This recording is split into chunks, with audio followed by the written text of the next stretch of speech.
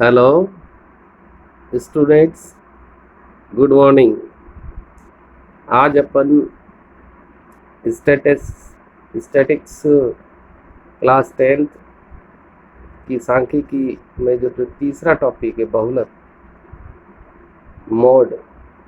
बहुलक को इंग्लिश में मोड बोलते हैं और इसको जेड से दर्शाते हैं। सबसे पहली बात तो आपको ये ध्यान रखना है कि बहुलक में किसी प्रकार की कोई सारणी नहीं बनती है।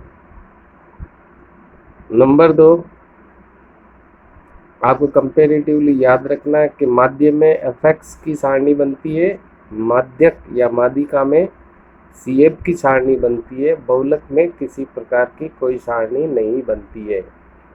अच्छा, आपके सिलेबस में बहुलक में जो प्रश्न पूछे जाते हैं वो भी आपके 3 तरह के हैं। सबसे पहले जो बहुलक में प्रश्न पूछा जाता है जिसमें जब केवल चर या x आंकड़े विचर दिए हो। दूसरे प्रकार का जो होता है उसमें चर के साथ बारंबारता f दी हुई होती है। और तीसरे प्रकार का जो प्रश्न बनता है उसमें चरों का समूह या आंकड़ों का समूह जिसको वर्ग बोलते हैं, वर्ग और उसके साथ उसकी बारंबारता f दी रखी हो। तो अपन सबसे पहले प्रकार की बात करते हैं कि वो इसको कैसे सॉल्व करते हैं। जो सबसे पहला प्रकार है उसमें खाली आंकड़े दे रखे होंगे, खाली चर दे रखे होंगे। तो बारंबारता का बहुलक का मतलब ये होता है कि सबसे अधिक बारंबारता वाला चर या विचर जो है वही बहुलक होता है। तो एग्जाम्पल के तौर पर जो पहले प्रकार के प्रश्न होते हैं इसमें किसी प्रकार का कोई फॉर्मूला नहीं लगता है, ना कोई सारणी बनती है।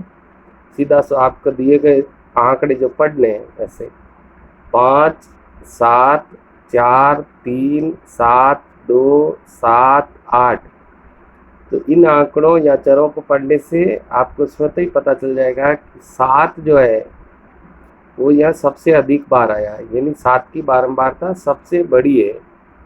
तो बहुलक जेड की वैल्यू क्या बनेगी? 7 बनेगी। क्यों बनेगी? क्योंकि सबसे बड़ी बारंबारता वाला विचर जो है वो 7 है। यानी जो विचर सबसे अधिक बार आवे वही विचर बहुलक होगा। जैसे अपन एक एग्जांपल और लेते हैं, तो ABACDAEA, तो इसमें आप सोच सकते हैं कौन सा होगा। ये विचर है जो सबसे अधिक बार रिपीट हुआ है, यानी उसकी बारंबारता सबसे अधिक है। तो यहाँ बहुलक की वैल्यू क्या हो जाएगी? Z बराबर 1। बहुत ही सिंपल है, इसमें पढ़ करके पता करना। टाइप 2 में क्या होता है ये भी उसी तरीके से सिंपल ही है। जब चर के साथ उसकी बारंबारता f दी हो, जैसे ये चर दे रखे हैं, विचर दे रखे हैं, x के मान दे रखे हैं 5 6 7 8 9 10, और इन विचरों के साथ इसकी बारंबारता 5 की बारंबारता 4, 6 की 5, 7 की 3, 8 की 9, 9 की 2 और 10 की 5। तो इसमें कोई टेबल नहीं बनानी, ये क्वेश्चन वाली टेबल ही काम में आ जाएगी। सबसे पहले आपको ये देखना है सबसे बड़ी बारंबारता क्या है, यानी f के कॉलम में सबसे बड़ा मान क्या है। तो अपन चलते हैं, तो f के कॉलम में सबसे बड़ा मान कौन सा हुआ? 9 हुआ। तो सबसे बड़ी बारंबारता कौन सी होगी? 9। अब 9 के सामने का जो विचर है या x की वैल्यू वो कितनी है? 8। तो 9 का संगत चर वो कितना हो गया? 8। तो बहुलक z की वैल्यू क्या हो जाएगी? 8 हो जाएगी। यानी कि f में जो सबसे बड़ा मान है या जो सबसे बड़ी बारंबारता है उसका संगत x कौन है, वही आपका बहुलक होगा। तो यहाँ पर z की वैल्यू कितनी बन गई? 8। 8 क्यों बन गई? क्योंकि इन दिए गए सभी विचरों में 8 की बारंबारता सबसे अधिक यानी कि 9 है। तो सबसे अधिक बारंबारता वाला विचर कौन हुआ? 8 हुआ। इसलिए बहुलक का मान कितना हो जाएगा? 8। तीसरे प्रकार का प्रश्न है जब वर्ग और बारंबारता f दी हो। इसमें वर्ग में वर्ग यानी विचरों का समूह होगा, 0 से 10, 10 से 20, 20 से 30, 30 से 40, 40 से 50, और इनकी बारंबारताएं। पहले वर्ग की बारंबारता 10, दूसरे की 12, तीसरे की 18, चौथे की 15 और उसकी 7। तो इसमें भी आपको सारणी बनाने की नहीं आवश्यकता है। इसमें क्या करेंगे, सबसे बड़ी बारंबारता कौन सी है, तो इसको देखने पर बारंबारता, सबसे बड़ी बारंबारता कौन सी हुई, 18। और 18 का संगत वर्ग कौन सा हुआ, 20 से 30। तो बहुलक वर्ग कौन बनेगा, यही वाला वर्ग बनेगा, यानी वह वर्ग जिसकी बारंबारता सबसे बड़ी होती है वही बहुलक वर्ग कहलाता है। फिर इसके बाद में इसका सूत्र लगेगा, वर्ग वाले प्रश्नों में ये सूत्र होता है, बहुलक z बराबर L plus F1 minus F0 बट्टा 2F1 minus F0 minus F2 into H।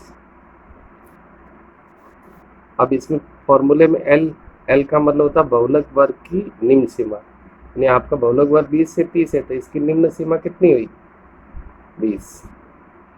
F0 F1 बहुलक वर्ग की बारंबारता, यानी बहुलक वर्ग की खुद की बारंबारता कितनी है, 18। F0 बहुलक वर्ग के ठीक पहले वाले वर्ग की बारंबारता, बहुलक वर्ग ये है तो इससे पहले वाला वर्ग ये हुआ, इसकी बारंबारता कितनी है, 12। F2 बहुलक वर्ग के ठीक बाद के वर्ग की बारंबारता, बाद के वर्ग की बारंबारता कितनी है, 15। और H का मतलब होता है वर्ग अंतराल, यानी अंतर कितने का है, 10 का। इसका अलग से अपन एक क्वेश्चन लेंगे। आप तब तक इस दो टाइप को, टाइप 1 और टाइप 2, टाइप 1 में खाली एक्स दिए होते हैं, इसमें कुछ नहीं करना, पढ़ करके ये पता करना है कि ऐसा कौन सा अंक है या कौन सा अक्षर है जो सबसे अधिक बार आया वही बहुलक बनेगा। टाइप 2 में x के साथ f होता है, इसमें आपको f की वैल्यू देखनी कि f में सबसे बड़ी वैल्यू क्या है, उस वैल्यू का संगत x यानी उसके सामने के x की वैल्यू जो होगी वही बहुलक z का मान बनेगा। और टाइप 3 वर्ग और f वाली है वो आपको अलग से बता देंगे। आप इसका बार बार अभ्यास कीजिए। Thank you.